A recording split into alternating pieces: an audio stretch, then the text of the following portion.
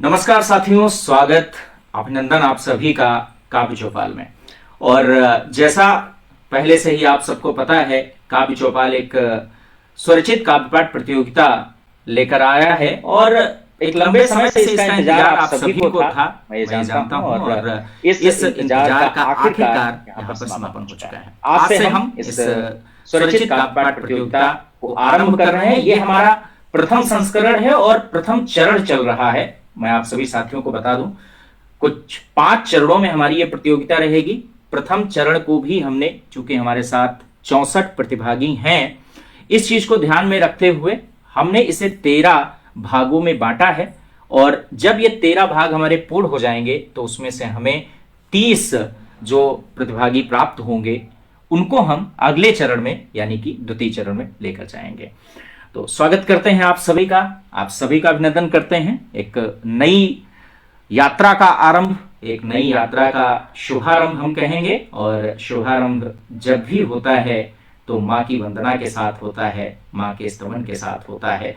तो अपनी ही 4 पंक्तियां सौंपते हुए कि शब्दों के पुष्प चेतना की थाल में लिए, माँ शारदे तुम्हारा ध्यान भाल में लिए, माँ शारदे तुम्हारा ध्यान भाल में लिए, इस काव्य यज्ञ में हूं मां तुम्हारा आगमन, इस हेतु कर रहा हूं भाव पूर्णाचमन, इस हेतु कर रहा हूं भाव पूर्णाचमन। ज्ञानदायिनी मां सरस्वती को नमन करते हैं, ज्ञानदायिनी मां सरस्वती को स्मरण करते हैं और इस काव्य यात्रा को हम आरंभ करते हैं, जहां पर हम बहुत सारे प्रतिभागियों की क्षमताओं से, लेखन क्षमताओं से, उनके काव्य पाठ प्रतिभा से पूर्ण परिचय प्राप्त करेंगे। तो इसको हम बहुत अधिक आपको इंतजार नहीं कराते हैं। आज की इस यात्रा को हम आरंभ करते हैं, शुरू करते हैं। माँ की वंदना हो चुकी है, उनका आगमन हो चुका है। एक सुंदर कार्यक्रम के लिए आप सब प्रतीक्षारत हैं। चलिए आज की इस यात्रा में हम सब सहभागी बनते हैं और एक छोटा सा विराम, एक छोटे से विराम के बाद हम आगे कार्यक्रम को बढ़ाते हैं।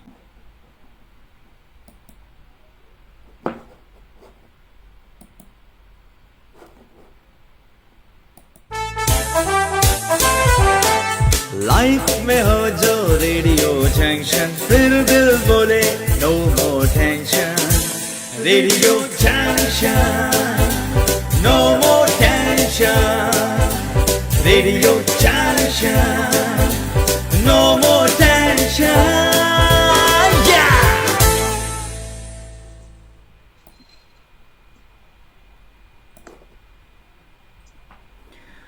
हमारे साथ दोनों ही जजेस उपस्थित हो चुके हैं, जहां एक तरफ ममता लड़ीवाल जी हैं और दूसरी तरफ हमारे साथ सुनील गुप्त जी हैं। सुनील गुप्त विचित्र जी लखनऊ से हैं और देश के वरिष्ठ गजलकारों में से एक हैं। बहुत बहुत स्वागत है सुनील जी आपका, बहुत बहुत स्वागत है ममता जी आपका हमारी इस पहली जो चरण है हमारा इस स्वरचित काव्य पाठ प्रतियोगिता का, उसमें क्यों ना हम इससे पहले हमारे प्रतिभागियों तक पहुंचें और प्रतिभागियों की क्षमताओं को हम देखें, उनकी कविताओं से, उनके काव्य पाठ से हम सब जुड़ें।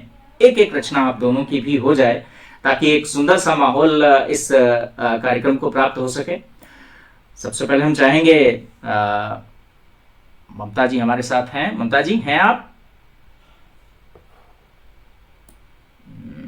मुझे लग रहा है शायद ममता जी का वीडियो पॉज आ रहा है। तो जब तक ममता जी जुड़ती हैं, सुनील जी एक सुंदर सी कविता आपकी, एक सुंदर सा आपका काव्य पाठ, उसके बाद फिर हम आगे बढ़ते हैं। हाँ, ममता जी भी आ गई हैं। बिल्कुल, स्वागत है सुनील जी।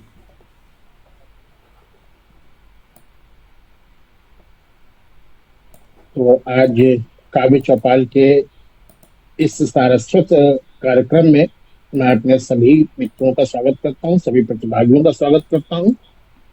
और जैसा कि ये संचालक महोदय का आदेश है, तो एक गजल के चंद शेर आप सबके सामने रखता हूं।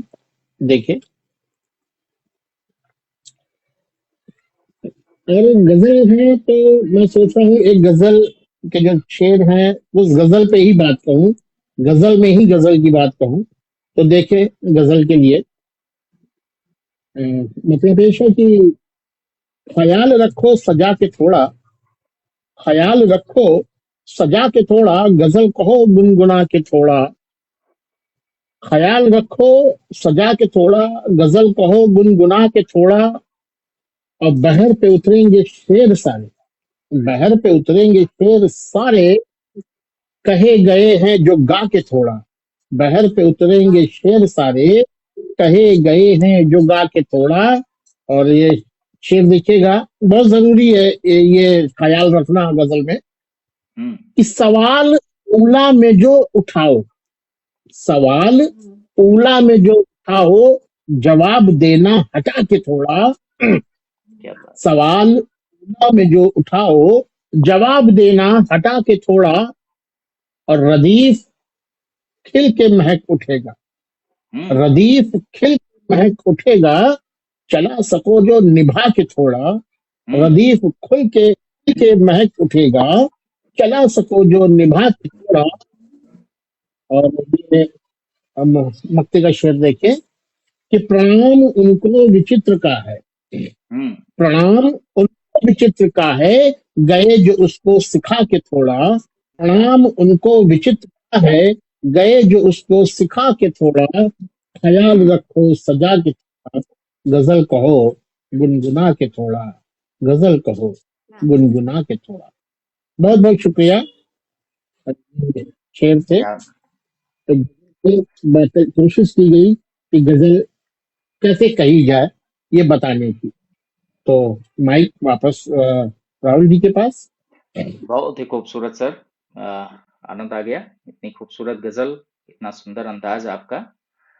तो चलिए, आपकी इस सुंदर गजल के साथ आरंभ हो चुका है। हम चाहते हैं ममता जी से भी एक कविता सुन लें, एक रचना सुन लें, एक गीत सुन लें, जो भी वो सुनाना चाहें, और उसके बाद फिर हम हमारे प्रतिभागियों की तरफ आगे बढ़ेंगे। तो स्वागत है ममता जी। धन्यवाद राहुल जी। बसंत ऋतु है, बसंत का महीना है, तो मैं बसंत पर ही गीत पढ़ती हूँ, सुनिएगा। स्वागत। स्वागत।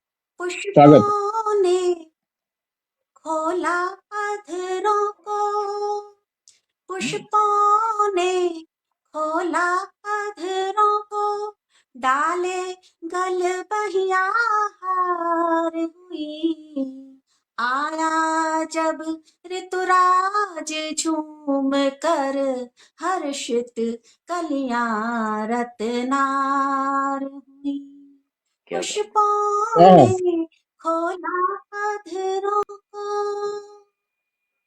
बन देखें, नव पल्लव संग खगकुल कलरव, नव पल्लव संग खगकुल कलरव, नवल कुसुम चहुं ओर महकते, नव पल्लव संग खगकुल कलरव, नवल कुसुम चहुं ओर महकते, पुष्प पुष्प रस में रसवंती, थिरक थिरक अली गुंजन करते, बार लगे हैं आशाओं के, बार लगे हैं आशाओं के, सब शाखाएं फलदार हुई, आया जब ऋतुराज झूम कर, हर्षित कलियां रत्ना, क्या कहें, क्या कहें। ओढ़ी पीत चुनर वसुधा ने, ओढ़ी पीत चुनर वसुधा ने, बासंती महकी सी आई, मादक पवन हिलोरे मारे, छुई मुई मन ले अंगड़ाई, है नव यौवन इस फूटा न कण कण। बसंत का महीना वो महीना होता है, आंगन में अगर छेद हो जाए, फर्श टूट जाए, वहां से भी पौधा पल्लवित हो जाता है नव यौवन इस फूटा न कण कण, सब गलियां सुरभित सार हुई, आया जब ऋतुराज झूम कर हर्षित कलियां रत्नार हुई। पुष्पों ने खोला अधरों को। और आखिरी बंद पढ़ती हूँ, देखिएगा। कामदेव कुसुमित सुमनों से, कामदेव कुसुमित सुमनों से रति तन मन श्रृंगार होता। कामदेव कुसुमित सुमनों से रति तन मन श्रृंगारित होता। आकर्षण प्रत्याकर्षण में रोम रोम ही पुलकित होता। नित्य क्या बात। क्रीड़ारत हंस युगल लखी, नित्य क्रीड़ारत हंस युगल लखी, मधु यामिनिया साकार हुई। आया जब ऋतुराज झूम कर हर्षियां रत्नार हुई। क्या बात। पुष्पों ने खोला अधरों को, डाले गल बढ़िया हार हुई। आया जब ऋतुराज झूम कर हर्षित कलियां रत्नार। अद्भुत। बहुत आभार। क्या बात है, क्या बात है, क्या सुंदर और मोहक प्रस्तुति आपकी है। अत्यंत ही मधुर और एक सुंदर सा वातावरण बन चुका है। आइए इस सुंदर से वातावरण में हम और आगे बढ़ें, हमारे अन्य जो हमारे प्रतिभागी हैं उनको हम जोड़ने का काम करें। उससे पहले जैसा आपने एक यात्रा का अनुभव किया, हम सबको दर्शाया कि किस प्रकार से एक प्रकृति की अपनी यात्रा होती है और किस प्रकार से वो हमारे जीवन में महत्व रखती है, उसी प्रकार से जो कविता की यात्रा है उसका भी अपना एक विशेष महत्व है। तो उस कविता की यात्रा का भी हम एक छोटा सा दृश्य देखते हैं, एक गीत के माध्यम से। माँ सरस्वती की कृपा जिस प्रकार से लेखनी पर होती है और जिस प्रकार से एक बाल लेखनी आगे चल करके एक परिपक्व लेखनी का स्वरूप लेती है, उसका एक छोटा सा प्रयोग है दो छंदों के साथ में, जहां पर आपको दोहा छंद भी दिखाई देगा और साथ ही साथ कवित्व जिसे हम घनाक्षरी भी कहते हैं, मनहरण घनाक्षरी, इन दोनों के संयोजन से बना हुआ एक सुंदर सा गीत है। और उसको गाया है, उसको संगीतबद्ध किया है आज जिसके बारे में हम सब कहते हैं कि अब हमारी जॉब जाने वाली है, निश्चित रूप से उसी के कारण जाने वाली है, और वो है एआई। तो आइए आनंद लेते हैं। और लिखा गया है मेरे द्वारा, यानी राहुल द्विवेदी इसमें जी के द्वारा। स्वागत।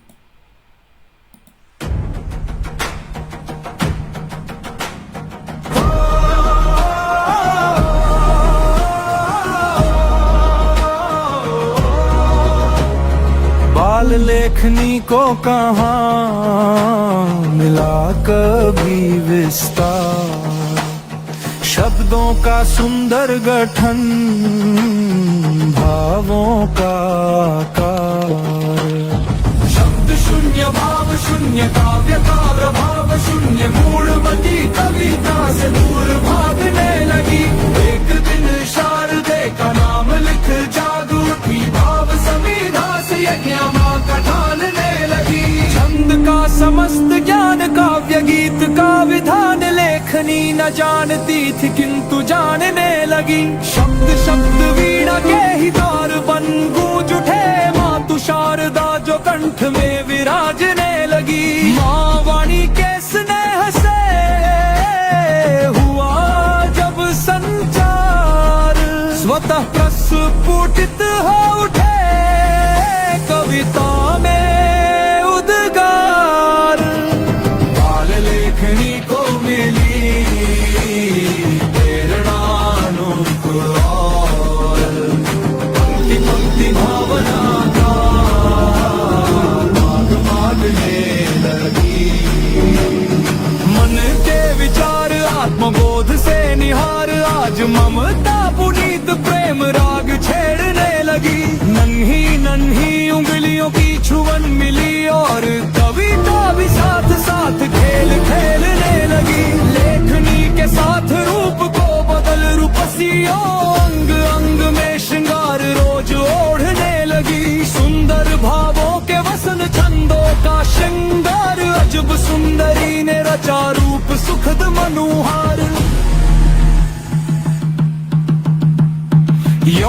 के द्वार खड़ी, ज्ञान चक्षु खोल सभी, देश धर्म नीति ज्ञान को निहोरने लगी।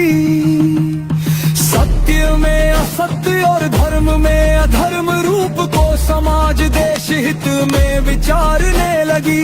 अंग में उमंग धार कल्पना की पेंग मार, भ्रष्ट नीति को सगर्व ललकारने लगी। लेखनी का ये स्वरूप देख चूम मात भाल, शारदा सहर्ष प्रेम से दुलारने लगी। दौड़ लेखनी नित उठा देश जाति का भार, शब्द शब्द में दे रही मानवता को धार। मात शारदे की कृपा, माँ का प्यार अपार, मिले लेखनी को सदा करती यही गुहार।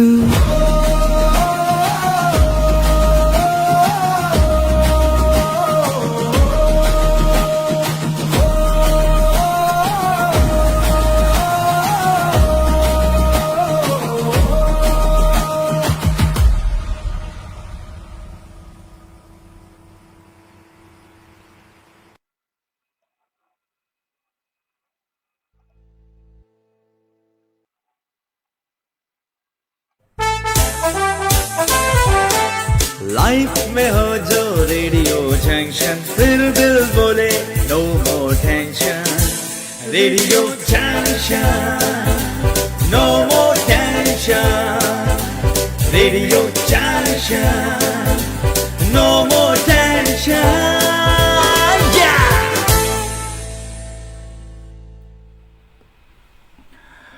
स्वरचित काव्य पाठ प्रतियोगिता sponsored by Radio Junction. Radio Junction जो कि एक इंटरनेशनल वेब रेडियो है और जहां पर पूरी दुनिया के पास आपकी आवाज पहुंच सकती है।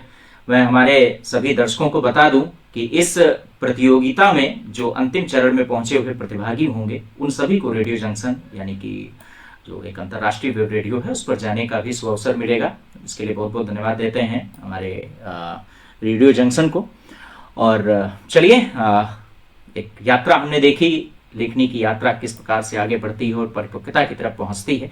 आइए सबसे पहले हम आमंत्रित कर लेते हैं हमारे आज के पहले प्रतिभागी। और जो पहले प्रतिभागी हैं वास्तव में हमारे साथ कन्नौज उत्तर प्रदेश से जुड़ रहे हैं अमरदीप अकेला जी। तो अमरदीप अकेला जी के साथ जुड़ते हैं। बहुत बहुत स्वागत है अमरदीप जी आपका इस स्वरचित कविता पाठ प्रतियोगिता के प्रथम चरण में। कैसा अनुभव कर रहे हैं? बहुत अच्छा लग रहा है सर। प्रणाम है आपको, मंच पे उपस्थित सभी लोगों को प्रणाम। तो चलिए बिना हाँ बोले जी जी बताएं। तो बहुत ही सुखद है कि आप पहले प्रतिभागी के रूप में हमारे साथ हैं। आपको मैं सीधे जोड़ता हूं हमारे जजेस के साथ और आगे की बातचीत, आपकी कविता सुनने के लिए शायद वो भी उतनी ही तन्मयता के साथ प्रतीक्षारत होंगे जितनी तन्मयता के साथ हमारे सभी दर्शक हैं। तो चलिए हमारे जजेस के बीच चलते हैं और आपको जोड़ते हैं उनसे। स्वागत है।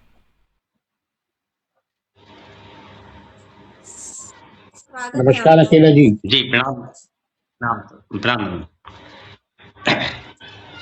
जी। चलिए मैं बगैर थोड़ा सा साहित्यिक परिचय दे दे, साहित्यिक सफर संक्षिप्त में अपना थोड़ा सा बताएं। साहित्यिक संग तो कुछ नहीं रहा, बस आप सबका आशीर्वाद और लेखन कुछ यूं हुआ कि पिताजी कविता किया करते थे और फिर जो है कुछ दो एक मंचों का भी सहारा मिला, तो यूं ये यात्रा शुरू हो गई। ये यात्रा वाह, बहुत बढ़िया, क्या बात है। तो पिताजी किस नाम से लिखते थे आपके? जी जी आपके पिताजी जो कविताएं करते थे, जो लिखते थे, जो भी काव्य करते थे, वो किस नाम से करते थे? वो यूं ही घर पे लेखन होता था, कुछ नाम से तो नहीं, बस यूं ही उनका धार्मिक ज्यादा लेखन रुचि थी तो वो अपना लिख लेते दो चार लाइनें बचपन से। और वो स्टाफ में बैंक। चलिए बहुत बहुत बढ़िया। अकेला जी अपना वीडियो बीच में आ जाइए। फ्रेम के बीच में आ जाइए आप, बिल्कुल जी आपका चेहरा कट रहा है। जी हाँ, जी आ रहे हैं सर। हाँ जी, अभी सही है। हाँ हाँ, अब बिल्कुल ठीक सही है है सर। आप। तो चलिए सर, आपसे आरंभ करते हैं आज की प्रतियोगिता का। और जो आपकी रचना है, तो रखें आप। हम आपकी रचना के लिए सुनने के लिए लालायित हैं। पहली रचना, स्वागत है आपका। जी जी ये यूं गजल कहने की कोशिश की है मंच पे सभी लोगों को प्रणाम मेरा। मैं बगैर किसी औपचारिकता के कहना करता हूँ। ये रोटी है रोटी बिल्कुल स्वागत है। समझते हैं साहब। ये रोटी है रोटी समझते हैं साहब। ये मुश्किल से होती समझते हैं साहब। ये रोटी है रोटी समझते हैं साहब। ये मुश्किल से होती समझते हैं साहब। कहाँ तक समझता कोई तंग क्या बात हालत। है। कहाँ तक समझता कोई हम्म। तंग हालत। कहीं तो है बोटी समझते हैं साहब। ये रोटी है रोटी समझते हैं साहब। इसी ताल में काम की मछलियां हैं। इसी ताल में काम की मछलियां हैं। बड़ी हैं कि छोटी समझते हैं साहब। ये रोटी है रोटी समझते हैं साहब। ये फाका परस्ती बड़े क्या मौज बात। की है। ये फाका परस्ती बड़े मौज की है। कहाँ किसको रोती समझते हैं साहब। और यूं शेर की खुशी झांकती है कहीं हम भी होते। खुशी हम्म। झांकती है कहीं हम भी होते। जो होती तो होती समझते हैं साहब। जो होती तो होती समझते हैं साहब। कहीं लोग गम को तमाशा न कर दें। कहीं लोग गम को तमाशा न कर दें। ये है बात छोटी समझते हैं साहब। ये रोटी है रोटी समझते हैं साहब। ये मुश्किल से होती समझते हैं साहब। हाँ बारिश की अपनी ही मजबूरियां हैं। हाँ बारिश की अपनी ही मजबूरियां हैं। हो किसको भिंगोती समझते हैं साहब। किसी बात का तुम ना मतलब निकालो। खरी है कि खोटी समझते हैं साहब। ख्यालों के टांके हैं सारे बदन पे। ख्यालों के टांके हैं सारे हम्म। बदन पे। मोहब्बत की ओटी समझते हैं साहब। ये रोटी है रोटी समझते हैं साहब। ये मुश्किल से होती समझते हैं साहब।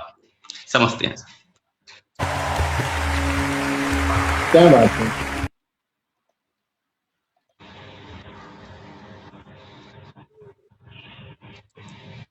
बहुत बढ़िया, तो बहुत बढ़िया। आपका जो प्रयास रहा, बहुत खूबसूरत प्रयास है। देखिए, गजल कहना या कविता कहना सबसे बड़ी चीज है। कलम को पकड़ना और प्रयास करना। आपने प्रयास किया, बहुत बेहतर। जी मगर गजल के कुछ नियम होते हैं सर। जी सबसे बड़ा नियम तो होता है ना कि एक गजल का जो भी आप शेर कह रहे हैं उसका एक अर्थ निकले। दो मिसरों का जो एक शेर होता है, जी उन दोनों मिसरों के बीच में एक राब्ता होना चाहिए, एक रिश्ता होना चाहिए। जो आपने पहला मिसरा जी कहा, दूसरा मिसरा उसको सपोर्ट कर रहा है। लेकिन मुझे इस चीज की बड़ी कमी लगी, एक राब्ते की बड़ी कमी लगी आपके मिसरों में। आपका जो मतला आपने कहा जी वो तो बेहतर है, बहुत बढ़िया है। और मतले के बाद जो अगर मुझे कोई शेर आपका इस गजल का मौजू लगा, क्योंकि उसमें आपने एक प्रयोग किया है, मेरे ख्याल से ओटी का जो प्रयोग किया है ऑपरेशन थिएटर को लेकर के। ओटी से मतलब जी शायद जी आपका ऑपरेशन थिएटर ही रहा होगा। तो जी वो जी एक आपने प्रयोग, ऐसा प्रयोग है। और उसका एक देखिए वहां पे एक रास्ता निकलना दोनों मित्रों के बीच में।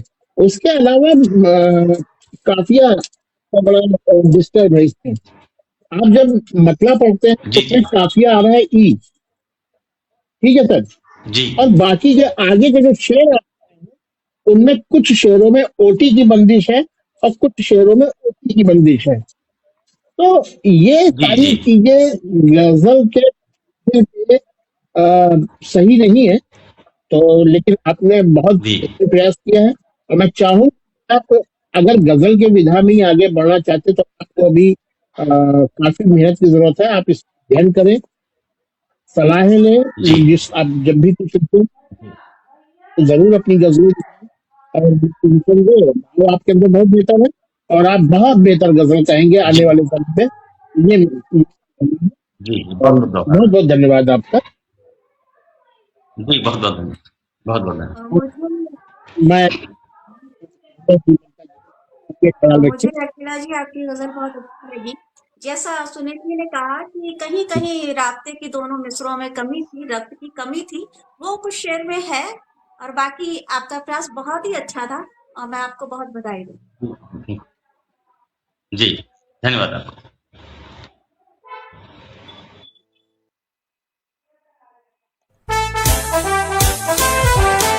लाइफ में हो जो रेडियो जंक्शन, फिर दिल बोले no more tension. Radio junction, no more tension. Radio junction, no more tension. क्या बात है। एक सुंदर आरंभ और रोटी, जिस पर तमाम फिल्में बनी हैं, तमाम कविताएं लिखी गई हैं, तमाम गीत लिखे गए हैं। वास्तव में इस संसार में जो कुछ भी हम कर रहे हैं उस रोटी के लिए कर रहे हैं। एक संघर्ष जो हमारा चलता रहता है उसका बड़ा सुंदरता से अमरदीप अकेला जी ने प्रस्तुति कर दिया है अपनी इस सुंदर सी कविता में। एक अच्छा और सशक्त आरंभ मैं कहूँगा हमारी इस काव्य चौपाल की स्वरचित काव्य पाठ प्रतियोगिता का। और बहुत ही सुंदर जो सुझाव मिले हैं, आशा है अमरदीप जी उनका अनुपालन करेंगे। आइए अगले हमारे रचनाकार की तरफ चलते हैं और अगले रचनाकार के रूप में हमारे साथ लखनऊ की धरती से हैं। लखनऊ की धरती से हैं लेकिन मैं आपको बता दूं बच्चों के मन को बड़ी गहराई से और उनके मनोविज्ञान को बड़ी गहराई से पढ़ती हैं, जानती हैं, समझती हैं और फिर उनको अपनी कविताओं में ढाल कर लेकर आती हैं। मैं बात कर रहा हूं अनीता सिन्हा बालमन जी की। आइए स्वागत कर लेते हैं अनीता जी का।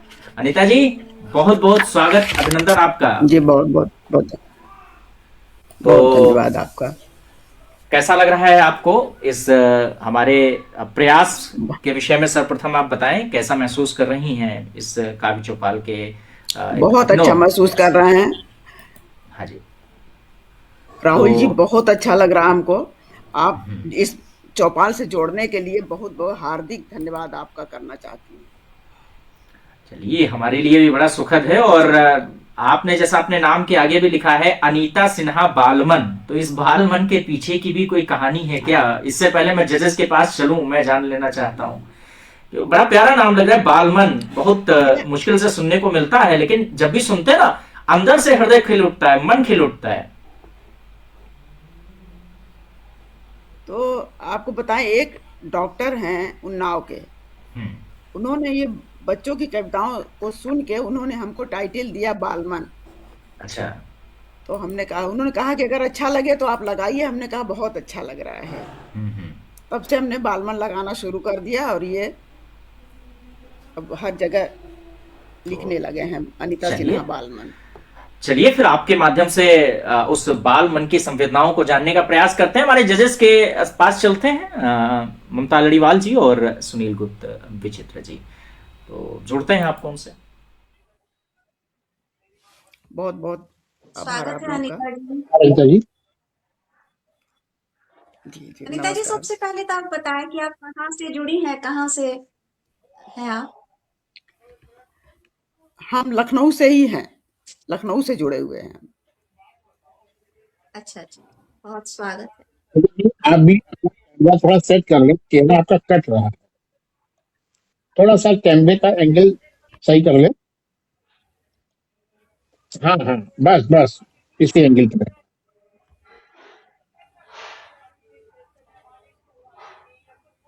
मैं वैसे कभी रूबरू आपसे मुलाकात का मौका नहीं मिला है, लेकिन आपके बारे में काफी मैंने पढ़ा है, आपके बारे में पता चलता है, आपकी कई किताबें भी आ चुकी हैं साहित्य पे। जी जी जी ये एक अच्छी काव्य साधिका है। तो और बच्चों के बारे में लिखना जो कि है कि एक, मैं समझता हूँ कि बाल साहित्य लेखन एक बड़ा ही कठिन कार्य है। तो मैं एक सवाल पूछूंगा कि ये इस कठिन कार्य को इतनी सुगमता से आप कैसे कर ले जाती हैं, और फिर मैं चाहूंगा कि आप अपनी रचना रखें।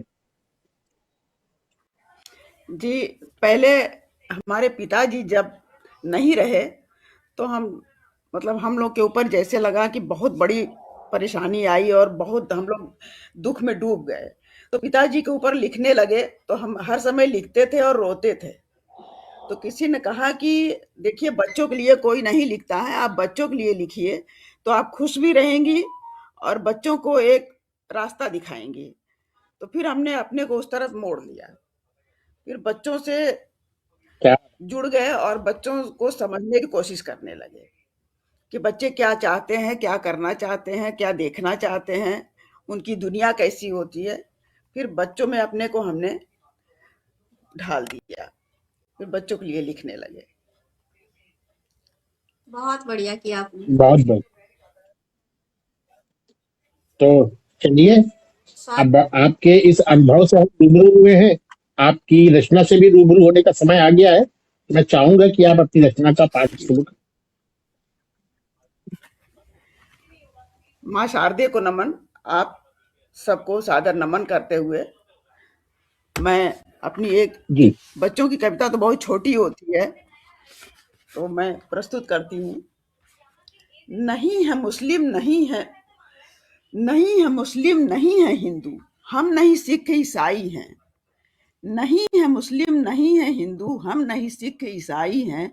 मानवता है धर्म हमारा, हम सब भाई भाई हैं। जो ईश्वर ने हवा बनाई, जो ईश्वर ने हवा बनाई, सांस सभी की चलती है। सबको है ये मिली बराबर, नहीं किसी को छलती है। सूरज भी गर्मी देता है, जग में सबको एक समान। सूरज भी गर्मी देता है, जग में सबको एक समान। चाहे वो हो बूढ़ा बच्चा, चाहे हो वो कोई जवान। चंदा भी काली रातों में सबको राह दिखाता है। चंदा भी काली रातों में सबको राह दिखाता है, लेकिन अपनी इस खूबी पर कभी नहीं इतराता है। बच्चों, इनसे क्या तुम बात। भी सीखो कि खातिर अच्छा करना। बच्चों, इनसे तुम भी सीखो सबकी खातिर अच्छा करना। हंसो हंसाओ खेलो कूदो, बुरे काम से तुम डरना। हंसो हंसाओ खेलो कूदो, बुरे काम से तुम डरना। धन्यवाद। क्या बहुत बात है, बढ़िया, बहुत बहुत खूब। बढ़िया।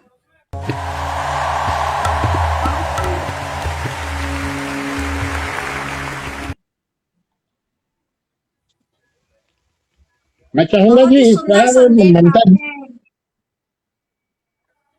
जी जी। हाँ, बहुत ही सुंदर संदेश इस रचना के माध्यम से आपने मानवता का दिया। और सबसे पहले तो इस सोच के लिए मैं आपको बधाई देती हूँ। और कहीं कहीं मुझे रक्त की थोड़ी सी कमी लगी, जो लय जो एक आती है, एक प्रवाह आता है, प्रवाह थोड़ा सा कम लगा मुझे। बाकी आपकी रचना, आपका शब्द संयोजन बहुत सुंदर है। धन्यवाद। मैं पूरी तरह सहमत हूँ ममता जी से। और ये शब्द संयोजन भी बेहतर है, और लय हो सकता है पढ़ते समय आपका थोड़ा सा कुछ हुआ हो। बाकी घोषणा तो बढ़िया है, लेकिन बस एक बात कहना चाहूंगा, जैसा मैंने अभी शुरुआत में कहा कि जो बाल साहित्य है, इसको लिखना एक बड़ा विषम कार्य है। बहुत सोच समझ के लिखना पड़ता है, क्योंकि हम जो बाल साहित्य लिख रहे हैं, जो बच्चों की कविताएं लिख रहे हैं, वो बच्चों तक उनके बिल्कुल कोमल जहन पे जो असर डालती हैं, वो ताउम्र रहता है। कहते हैं बचपन में जो बात बच्चा सीख जाता है, वो ताउम्र उसके साथ रहता है। तो हमें ये बड़ा ख्याल रखना पड़ता है कि जो भी बात हम कह रहे हैं, वो बिल्कुल नापी तौली हुई हो, बच्चों तक उसकी एक चीज जाए। आपकी ये कविता बहुत बढ़िया है, आपने बहुत अच्छी तरह से किया। बस एक छोटी सी आप उसको देखिएगा, जब आप चांद का जिक्र करती हैं और आपने कहा कि काली रातों में चांद सबको रास्ता दिखाता है, तो काली रातों में तो आदरणीय चांद होता ही नहीं है, वो तो अमावस की रातें होती हैं। तो बस ये एक छोटी सी चीज जो मुझे नजर आई, वो मैंने आपसे कही। क्योंकि ये बात भी कल को जब बच्चे बड़े होंगे, तो वो ये सोचेंगे कि काली रात पे चांद कहाँ। क्योंकि काली रात का मतलब अमावस होता है, और अमावस में चांद नहीं होता। और बाकी बहुत बेहतरीन, निर्दोष कविता, बहुत अच्छी। और मेरी तरफ से बहुत बहुत बधाई आपको इस खूबसूरत सर्जना के लिए। धन्यवाद।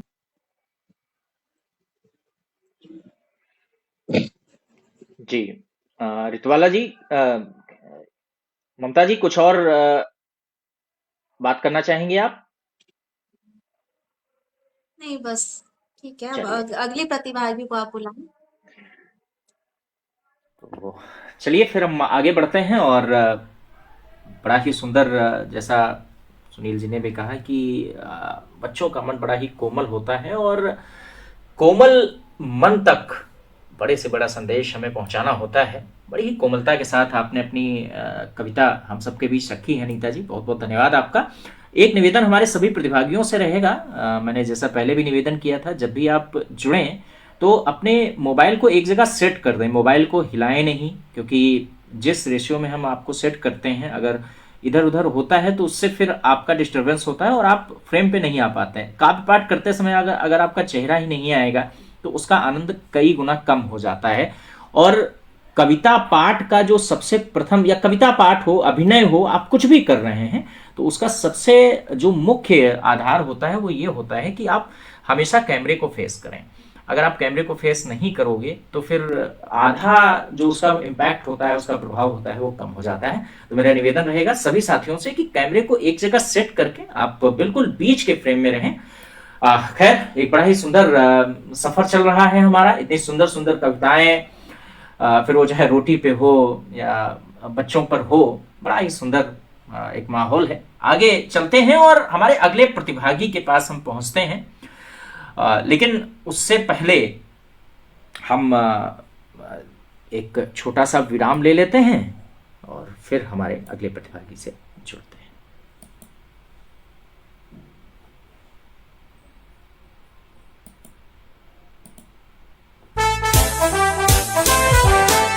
लाइफ में हो जो रेडियो जंक्शन, फिर दिल बोले no more tension. Radio junction, no more tension. Radio junction, no more tension.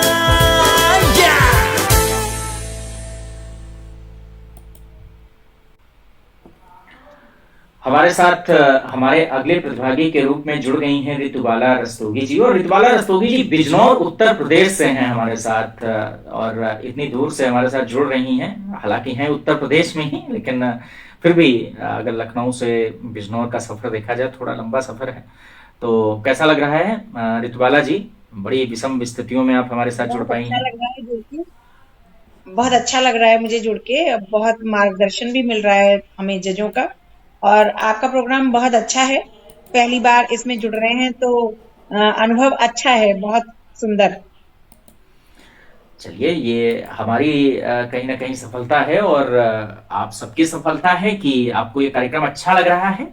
आरंभिक कार्यक्रम है, जरूर कुछ तकनीकी दिक्कतें महसूस कर रहे हैं हम सभी, लेकिन फिर भी बहुत सुंदर आप सबका सहयोग मिल रहा है। तो चलिए, बहुत अधिक मैं प्रश्न करूं उससे बेहतर है कि मैं हमारे जजेस के पास चलता हूं और उनसे निवेदन करता हूं कि आपके विषय में और जानें और आपकी कविताओं का हम सबको रसास्वादन कराएं। तो जुड़ते हैं हमारे जजेस से। स्वागत है ऋतुबाला जी, जी। बहुत बहुत। जी, बहुत बहुत धन्यवाद। आप लोगों का आशीर्वाद और मार्गदर्शन रहेगा तो हम बेहतर कर पाएंगे। एक गीत आपके समक्ष रखती हूँ, अर्ध मनोरम छंद में उससे है। पहले मैं ऋतुबाला जी, मैं जानना चाहती हूँ आप किस विधा में और किस रस में लिखना अधिक पसंद करती हैं? जी, ऐसा कुछ निश्चित नहीं है। जब भी समय मिला, जो भी अच्छा लगा उस पे लिख लेती हूँ। वीर रस में भी मैंने एक अपनी पुस्तक लिखी है, परमवीर चक्र विजेताओं के ऊपर। 21 परमवीर चक्र विजेताओं के ऊपर एक रचना, एक पुस्तक मेरी है, जिसमें गीतिका छंद में मैंने बहुत प्रत्येक का वर्णन किया है, प्रत्येक के जीवन की घटनाओं का। अरे और बाकी श्रृंगार भी लिख लेती हूँ, दोहा, छंद, मुक्तक, गीत। प्रयास तो सभी में करती हूँ, और आशा करती हूँ कि आप लोगों से जुड़ूंगी तो जो साहित्य की अन्य बारीकियां हैं वो सीख पाऊंगी। बहुत बढ़िया, बहुत बढ़िया। क्या बात है। और ये बढ़िया भी है, इस किसी एक विधान का कैद होकर रहना भी नहीं चाहिए। जब जो मिले वो जी ग्रहण करते रहिए। बहुत अच्छा लगा आपके विचार सुन करके। तो चलिए अब हम आपकी रचना से भी रूबरू होते हैं। स्वागत है जी, आपका। एक अर्ध मनोरम छंद में अपना गीत है, आप सबके समक्ष रखती हूँ। धैर्य धरना सीख धरती से धरा सी हो गई हूँ। धैर्य धरना सीख धरती से धरा सी हो गई हूँ। कटुगरल पीती रही हूँ, कटुगरल पीती रही हूँ, शर्करा सी हो गई हूँ। धैर्य धरना सीख धरती से धरा सी हो गई हूँ। हर्ष के क्षण भाग्य से जब जिंदगी ये खींच लेती, कष्ट के कुछ बीज बोकर आंसुओं से सींच लेती। हर्ष के क्षण भाग्य से जब जिंदगी ये खींच लेती, कष्ट के कुछ बीज बोकर आंसुओं से सींच लेती। गीत की फसलें उगाती, गीत की फसलें उगाती, उर्वरा सी हो गई हूँ।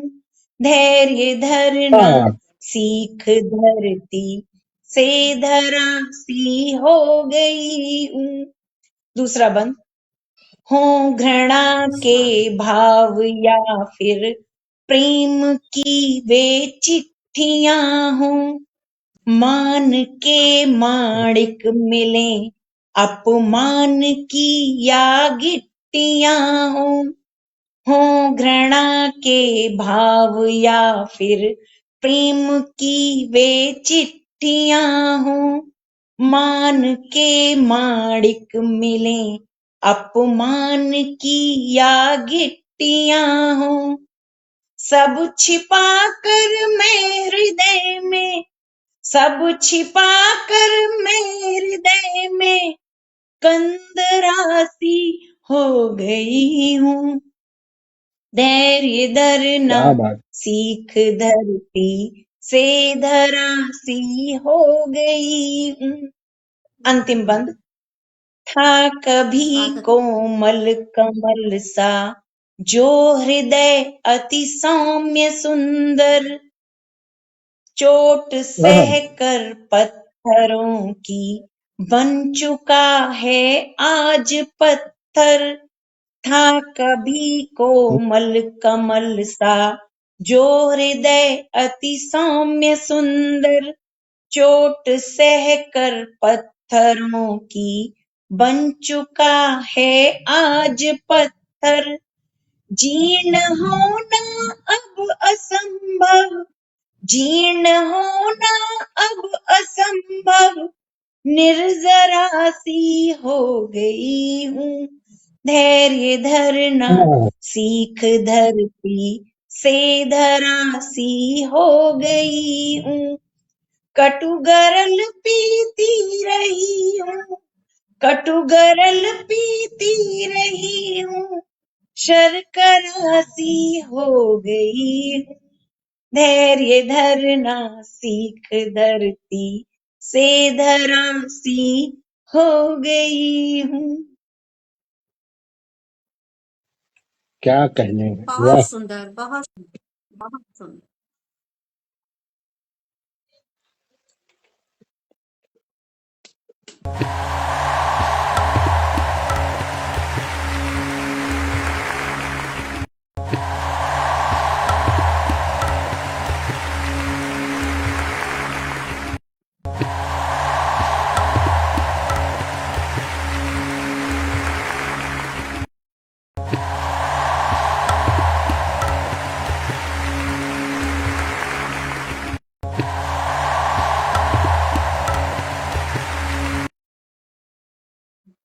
बहुत ही सुंदर।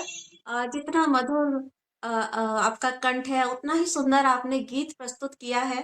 खास तौर पर जो आपने प्रतीक लिए हैं, तुकांत लिए हैं, उर्वरा सी हो गई हूँ, और एक जगह था गिट्टियां, है ना, अपमान की गिट्टियां, बहुत ही सुंदर प्रतीक आपने लिए हैं। बहुत ही सुंदर गीत, मुझे बहुत पसंद आया। और शर्क राशि हो गई हूँ, मुझे सभी तुकांत बहुत प्यारे लगे, और गीत के जो भाव थे और उसकी जो प्रस्तुति थी वो सभी बहुत सुंदर थी। और मुझे नहीं लग रहा कि इसमें कहीं कुछ मैं आपको सुझाव दे सकती हूँ। बहुत ही सुंदर और भावपूर्ण गीत आपने प्रस्तुत किया, बहुत बधाई। जी, बहुत-बहुत धन्यवाद। आप सभी का मार्गदर्शन मिलेगा तो ज़रूर और अच्छा सीख पाएँगे। बहुत बहुत बधाई आपको ऋतु जी। और वास्तव में जैसा कहा ना कि अभी ममता जी ने कि मुझे नहीं लग रहा है कि इसमें हम कोई सुझाव दे सकते हैं। तो मेरे बारे में एक चीज बड़ी मतलब बदनाम हूं मैं कि मैं बड़ा ही तारीफ कम करता हूँ और कमियां निकाल करके लोगों के सामने ज्यादा लाता हूँ कि ये गलतियां हैं। लेकिन वास्तव में अच्छी बात है, आपके अच्छी ये बात है। आपका ये जो प्रस्तुत किया, ये मुझे इजाजत नहीं दे रहा है कि मैं कहीं उंगली रख सकूं।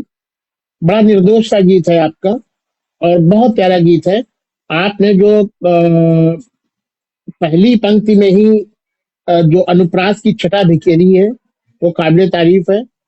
और मेरा अपना मानना है कि कविता वो होनी चाहिए जिसमें सकारात्मकता हो, और इस मानक पे भी आपका ये गीत पूरी तरीके से शत प्रतिशत उतर रहा है कि विषम परिस्थितियों में, विपरीत परिस्थितियों को झेलते हुए भी आपने एक उम्मीद की शम्मा, उम्मीद की लौ जलाए रखी है।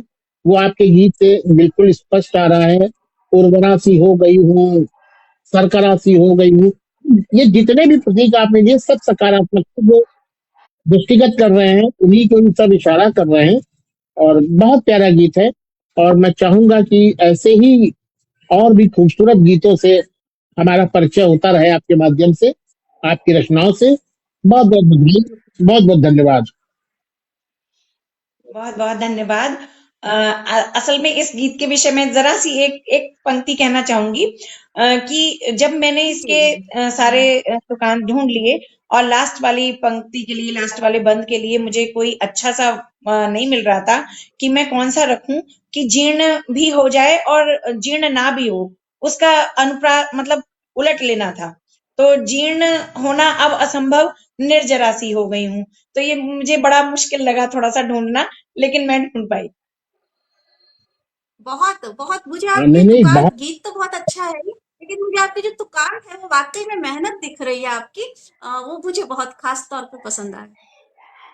जी, बहुत-बहुत नहीं, धन्यवाद। बिल्कुल सही कह रही है, इतनी मेहनत है। और जो आप आपका खासतौर से वो जो तुकांत आपका सेकंड लास्ट वाला है ना कि गीत, जी, क्या गीत बोते बोते गीत की हो गई हूँ, फसलियों गाती ये उर्वरा सी हो गई फसलें हूँ। उगाती उर्वरासी हो गई हूँ। जी, हो गई हूँ, ये इतना अच्छा दृश्य प्रस्तुत कर रहा है कि मतलब हृदय गदगद है। मैं बहुत पुनः बधाइयां स्वीकार करें आप हमारी। जी, बहुत-बहुत आभार। चलिए, तो ऋतुबाला जी का स्थान मैंने ले लिया है, आप दोनों के मध्य में मैं आ चुका हूँ। सर्वप्रथम तो इससे पहले हम आगे बढ़े, ऋतुबाला जी का इतना प्यारा, इतना मोहक गीत कि अब तक हम लोग उसमें खोए हुए हैं। लेकिन मैं देख रहा था कि जब काव्य पाठ चल रहा था तो आप चाय पी रहे थे और चाय के साथ मुझे लगता है नमकीन खा रहे थे। तो कहाँ से लाए हैं ये नमकीन आप, ये भी बता दीजिए हमारे दर्शकों को। ये नमकीन और एकदम नमकीन की है। और दर्शकों को ये भी बताइए कि आपकी आवाज थोड़ा सा मुझे लगता है मेरे आने से डिस्टर्ब सी हो रही है, मतलब क्लियर नहीं आ रही है। अच्छा, हाँ, ये नहीं आवाज देगी। अब ठीक है। तो ये नमकीन दरअसल जो यहाँ से आई है, वो जो ये कार्य है, इसका जो प्रतिष्ठान है आहार है जी नमकीन के नाम से। और ये आहार का है, नमकीन। मतलब आहार है जी नमकीन। आहार्य नमकीन। हाँ, ओके, तो आहार्य नमकीन जरूर हम जाना चाहेंगे और वहां से लाना चाहेंगे, जिसका आनंद आप जो है काव्य पाठ के बीच में भी नहीं उसका मोह भंग कर पा रहे थे, तो निश्चित रूप से बहुत स्वादिष्ट रही होगी। वैसे अच्छा है, चाय रख ली जाए और बीच बीच में खाते रहें और कविता का आनंद लेते रहें, क्या कहने। तो चलिए सुनील जी, वास्तव में आप तो कविता का आनंद भी ले रहे थे और नमकीन भी खा रहे थे। कुछ साथी जो हमारे साथ लाइव कार्यक्रम में जुड़े थे और कविताओं का आनंद ले रहे थे, अपने कमेंट से सबका उत्साहवर्धन कर रहे थे। अलका जैन जी लिख रही हैं, आप ये गीत मंच पर भी भेजें, धरासी हो गई हूँ। और बिल्कुल अलका जी, जरूर इसको डाला जाएगा, बहुत ही प्यारा गीत है। आरिफ सलमानी आरिफ जी कह रहे हैं बेहतर सृजन के लिए बधाई और प्रस्तुति भी बेहतरीन। बिल्कुल आरिफ जी, बहुत बहुत धन्यवाद। हेमंत पाल राणा जी हैं, अति सुंदर प्रस्तुति, तो हेमंत जी आपका भी धन्यवाद। और गोप कुमार मिश्र जी, सुनील जी मैं बता दूं, गोप कुमार मिश्र जी बहुत ही अच्छे गीतकार हैं और जितने अच्छे गीतकार हैं उतने ही मधुर गीतकार हैं, क्योंकि उनको जब आप एक बार सुन लेंगे तो आपको महसूस होगा जैसे कोई बहुत बड़ा गायक जो है वो गीत को गा रहा है। एक समय था जब हम लोग गोप जी अगर हमारा गीत गा देते थे तो हम लोग बल्ले बल्ले हो जाते थे। तो बहुत बहुत धन्यवाद गोप जी, जुड़ने के लिए आनंद आ रहा है, आप हमारे साथ जुड़ गए। संगीत पांडे जी हमारे इस काव्य चौपाल के अहम सदस्य, वाह वाह बहुत सुंदर। और प्रतिभा गुप्ता जी भी हमारे साथ जुड़ी हैं, शब्दों की रचना अभिव्यक्ति बहुत अच्छी है, बहुत बहुत धन्यवाद प्रतिभा जी। हरीश चंद लोहमी जी बहुत बढ़िया दोहाकार हैं, लखनऊ से ही हैं। अपमान की गिट्टियां, वाह क्या बात है, इस दुकान को भी उन्होंने जो है यहाँ पे इंगित किया है। करण सिंह परिहार जी बेहतरीन गीतकार हैं, लाजवाब प्रस्तुति कह रहे हैं। निभा राजीव जी अक्षय उत्कृष्ट सृजन, निभा जी बहुत बहुत धन्यवाद आपका भी। और इसके साथ साथ उदय प्रताप द्विवेदी जी हैं, बहुत सुंदर कह रहे हैं। और संगीत पांडे जी के कई कमेंट्स हैं, करण जी का भी। वो कह रहे हैं कि ऋतु बालाजी हर विधा में पारंगत हैं, बिल्कुल आदरणीय ममता दीदी जी। अच्छा, ममता जी के लिए ये संदेश है करण जी का कि ऋतु जी हर विधा में पारंगत हैं, तो देखिए वहां से आपको संदेश भेजा जा रहा है, ये उपलब्धि है हमारे इस पटल की। साथ ही साथ और हमारे साथी जो सविता सक्सेना जी जुड़ी हैं, सुंदर प्रस्तुति। सुनीता चतुर्वेदी आजमगढ़ी जी जो जज के रूप में आपको दिखाई देंगी किसी न किसी दिन, अच्छा मैसेज दी जाती, बंधन से आगे बहुत खूब। चलिए, बहुत सुंदर बात उन्होंने कही है और प्रोत्साहित किया है रचनाकार को।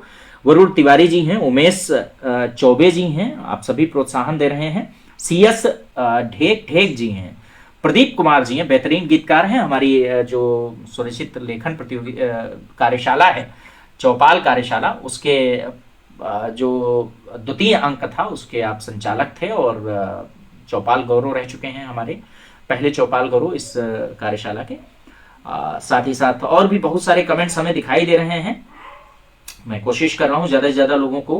वरुण तिवारी जी ने लिखा है कि सजी चौपाल है ऐसी, बड़ा अद्भुत निराला है, अनूठे गीत गजलों से सुसज्जित यह पिटारा है, सभा या भव्य स्वागत कर रही है आप सबका, आप लगा लो ज्ञान की डुबकी यही साहित्य धारा है। क्या बात है वरुण जी, बड़ा प्यारा आपने लिख दिया। मेरी कलम से ने लिखा है हार्दिक स्वागत, बहुत बहुत धन्यवाद आपका भी। नीरज शर्मा जी बेहतरीन गीतकार हैं, आप भी लिख रहे हैं बहुत शानदार कार्यक्रम होगा भैया, तो बहुत बहुत धन्यवाद नीरज जी। आप सबके साथ ऐसे ही इसको और अच्छा बनाने का प्रयास है हमारा भी, और आप सबका सहयोग मिल ही रहा है।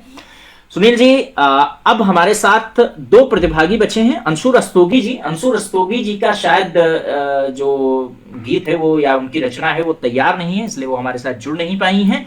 इसके अलावा अनुज उपाध्याय जी, अनुज उपाध्याय जी के यहाँ उनके किसी रिश्तेदार का स्वास्थ्य नहीं ठीक है, इसलिए वो हॉस्पिटल में हैं, लेकिन उन्होंने अपनी रचना हम तक पहुंचाई है और उस रचना को जो उसका वीडियो उन्होंने हम तक पहुंचाया है वो हमारे पास है। तो सीधे बिना किसी बातचीत के हम जुड़ते हैं, क्योंकि उनसे हम बातचीत कर नहीं सकते, तो आपकी प्रतिक्रियाएं ही कहीं ना कहीं उनके लिए संदेश होंगी। सीधे उनके उस गीत से, उनकी रचना से जुड़ते हैं। मेरी कविता का शीर्षक है लगन के आगे मंजिल के। यह कविता मैंने तब लिखी जब एक युवा अपने संघर्ष के पथ पर चलता है और उसे तरह तरह की मंशाएं देखने को मिलती हैं, और वो किस तरह अपने आप को संभालता है और कहाँ कहाँ पर वह धोखा खा जाता है। ऐसे में मैंने एक कविता लिखी है, प्रस्तुत करता हूँ। कि लगन के आगे मंजिल क्या, किरण के आगे बादल क्या। कि लगन के आगे मंजिल क्या, किरण के आगे बादल क्या, दृष्टि के आगे दर्पण क्या, सृष्टि से बढ़कर अर्पण क्या, जीवन से बढ़कर झूठा क्या है, मौत से बढ़कर सच्चा क्या। कि जीवन से बढ़कर झूठा क्या है, मौत से बढ़कर सच्चा क्या, क्योंकि अमन की राह पर बढ़ा नहीं कोई कड़वे घूंट पिए बिना। अमन की राह पर बढ़ा नहीं कोई कड़वे घूंट पिए बिना, निस्वार्थ तुझ पर खड़ा नहीं कोई छल कपट किए बिना। जानूं कैसे इस दुनिया में कौन मेरे लिए बना, माँ बाप से बढ़कर कोई नहीं, ना बीते दिन दुआ बिना। और खिलता रहा कमल हमेशा, ना सोचे बादल दल क्या, लगन के आगे मंजिल क्या, किरण के आगे। अगली पंक्ति, अग्नि से बढ़कर पवित्र कौन, कि अग्नि से बढ़कर पवित्र कौन, पुरुषार्थ से बढ़कर चरित्र कौन।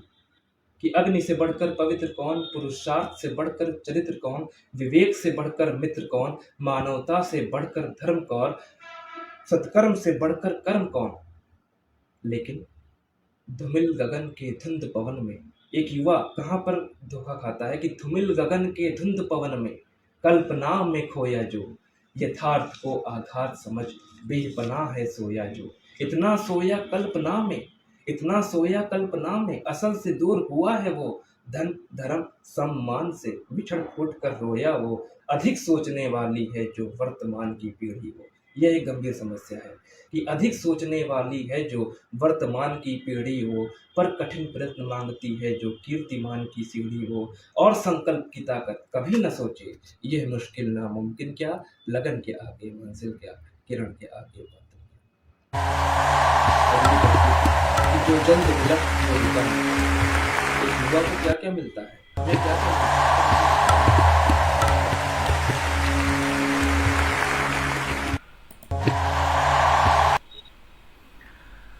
तो ये अनुज उपाध्याय जी थे, जो कि लखनऊ उत्तर प्रदेश से हैं और कुछ विषम परिस्थितियों में फंसे। उन्होंने अपना वीडियो हम तक पहुंचाया और उसको हमने प्ले किया है। इस पे आप दोनों के ही कमेंट्स में जानना चाहूंगा। सबसे पहले सुनील जी।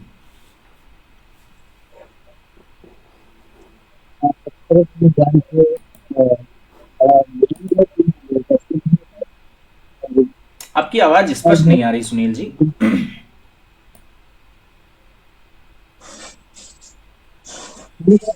मैंने कहा नहीं लगा ये और हॉस्पिटल में लगे चलिए वो कार्य की जरूरी है। और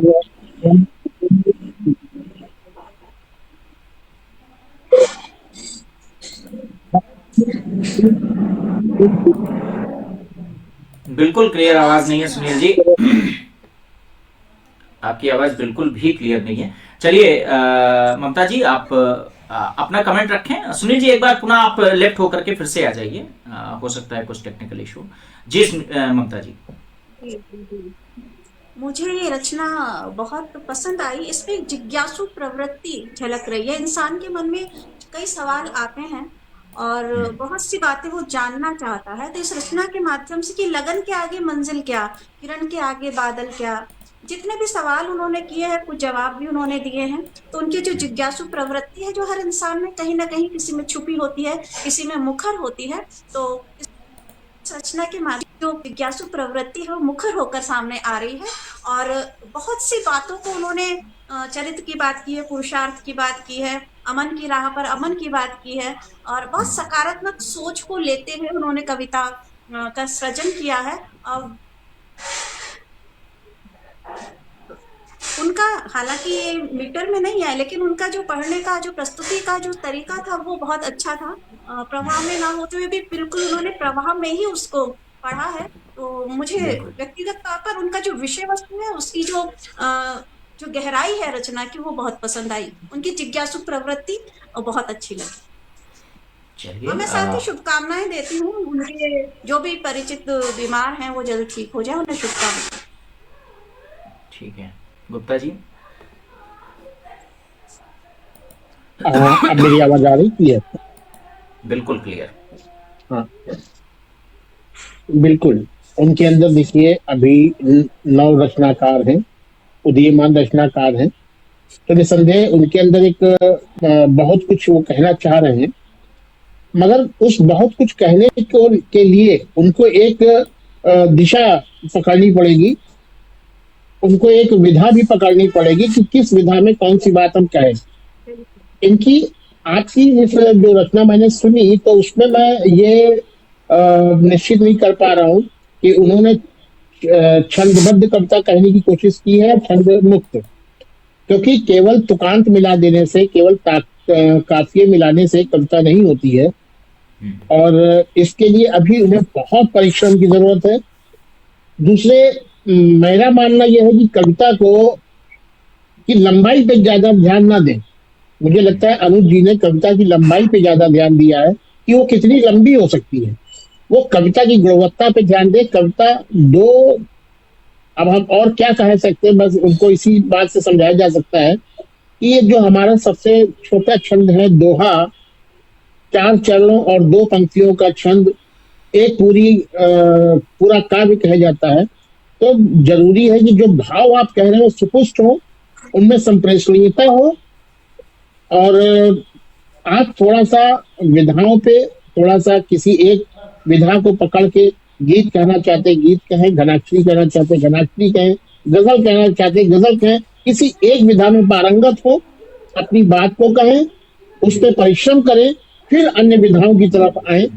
और भावों की आपके पास कोई कमी नहीं है, ज्वलंत भाव है, बहुत ही पुष्ट भाव है। आप उनको अगर एक दिशा देंगे तो निसंदेह हमारे बीच में अनुज उपाध्याय के नाम का एक नया सितारा साहित्य आकाश में जगमगा रहा होगा, मगर उसके लिए अभी आपको काफी परिश्रम की आवश्यकता है।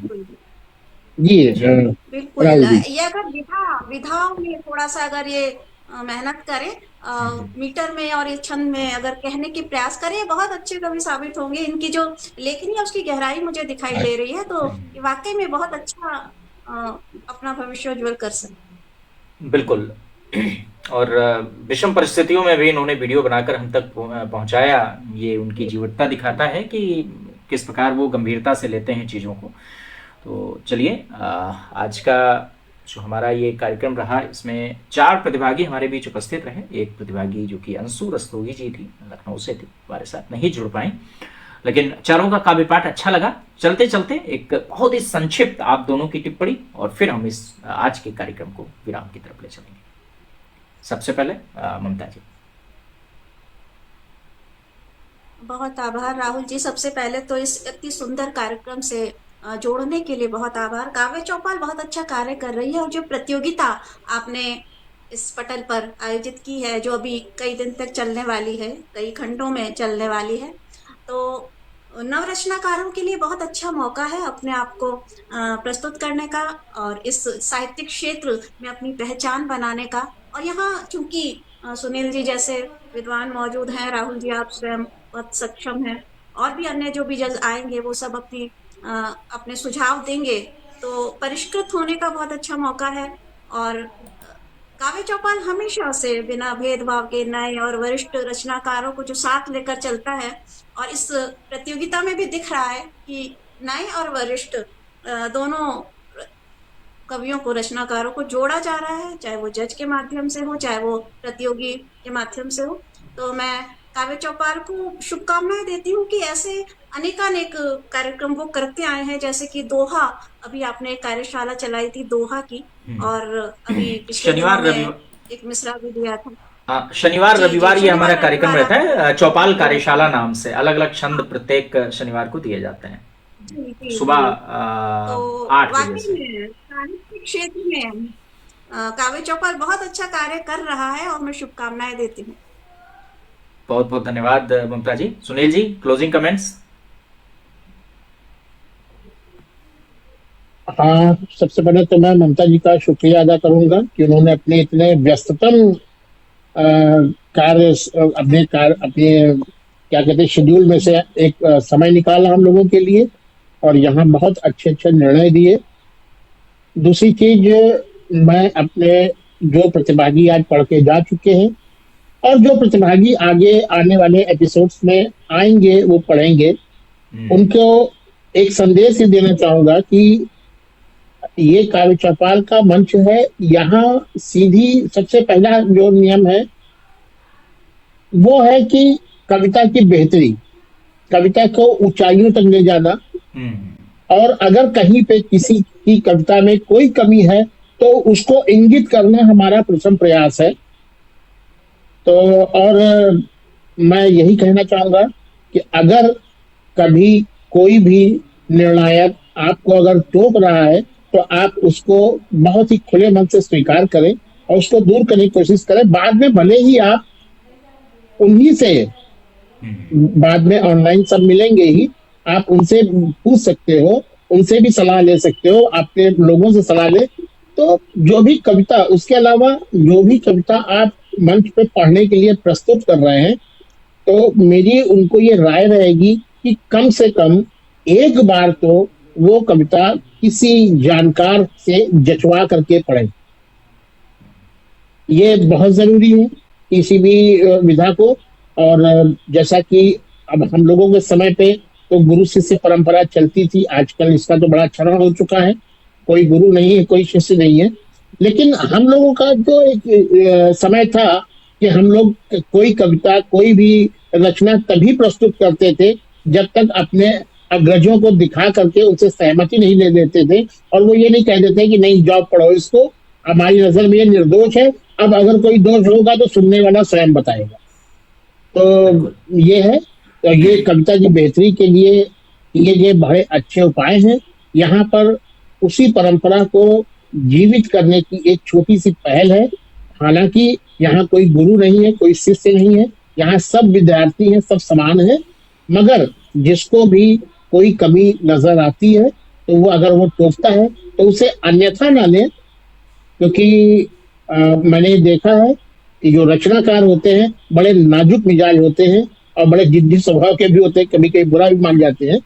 तो यहाँ बुरा मानने की कोई बात नहीं है। अगर आप कुछ सीखना चाहते हैं, हाँ, ईगो टकरा जाता है, तो यहाँ ईगो, अगर आप कुछ सीखना चाहते हैं तो ईगो को घर के किसी सबसे अंदर वाले ताले में बंद कर दें और फिर सीखने के लिए आगे आए, और निसंदेह साहित्य आकाश में आपका नाम भी जगमगाएगा।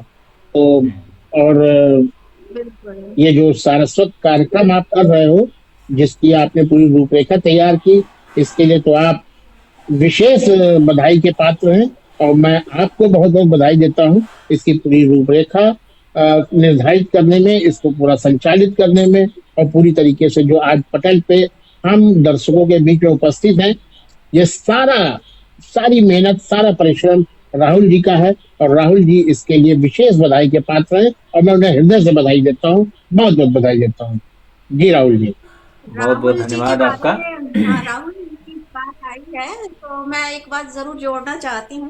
पटल पर जो मेहनत दिख रही है वो तो दिखाई दे रही है सभी को, लेकिन पटल से पीछे जो इतनी मेहनत ये करते हैं नए साहित्यकारों के साथ, नए कवियों के साथ, वो हमें जो ग्रुप है हमारा उसमें दिखाई देता है कि किस तरह से वो सुबह से रात तक सबकी रचनाओं को सुधारते हैं, उन्हें ज्ञान देते हैं रचनाओं पर। लेकिन कई बार मैं राहुल जी को एक सलाह भी देना चाहती हूँ, अगर वो इजाजत दें। अरे स्वागत है, स्वागत है।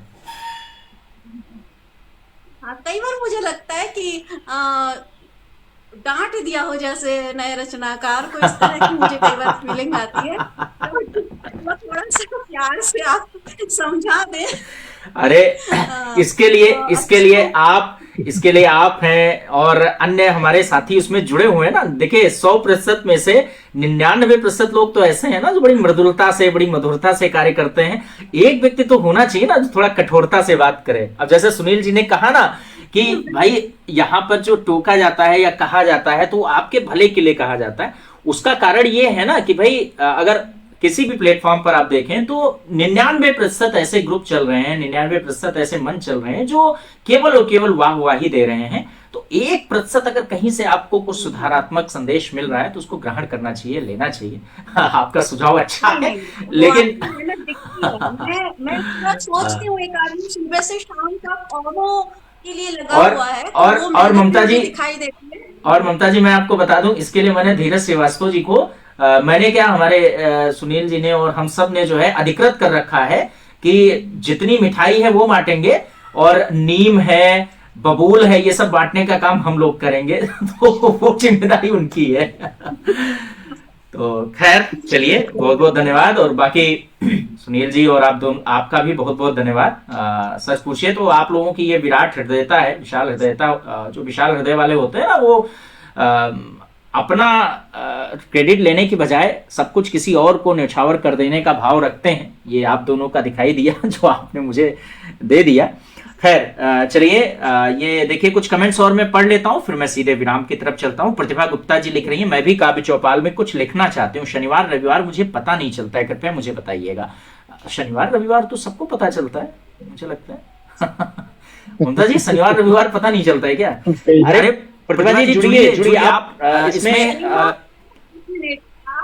समय बता दो। सुबह 8 बजे से 2 दिन चलता है, सुबह 8 बजे से शनिवार, रात 8 बजे तक रविवार, यानी 2 दिन आपको पूरा समय मिलेगा।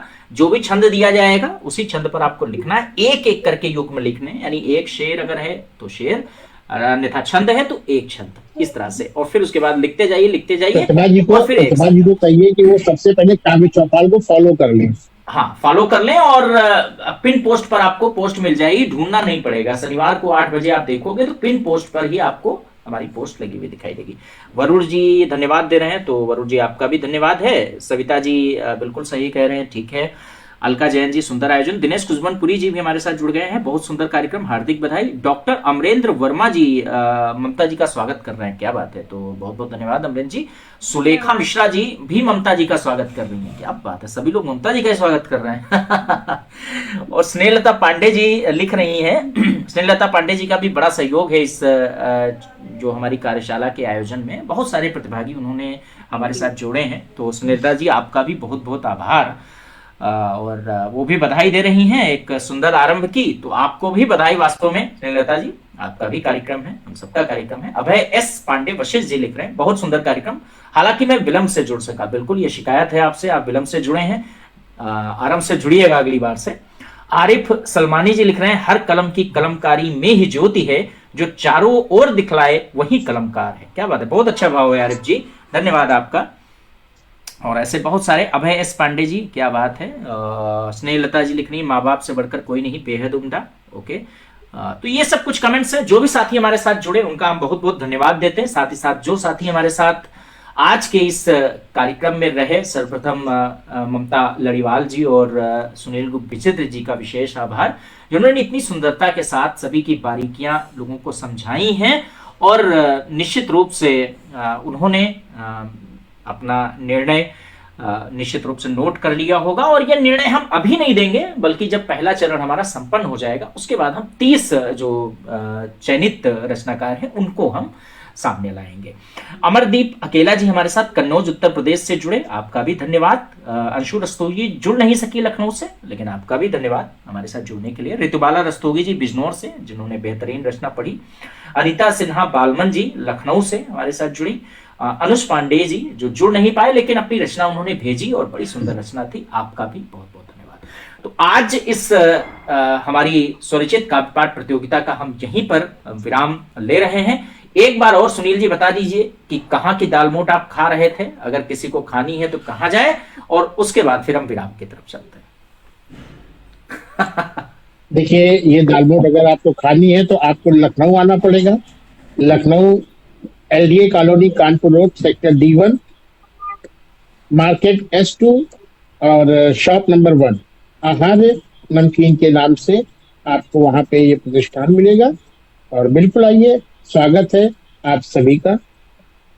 तो बिल्कुल आहार दालमोट की दालमोट और मिठाई भी संभवतः वहां मिलती ही होगी। नहीं, मिठाई नहीं है, मिठाई नहीं, सिर्फ नमकीन का कार्य है।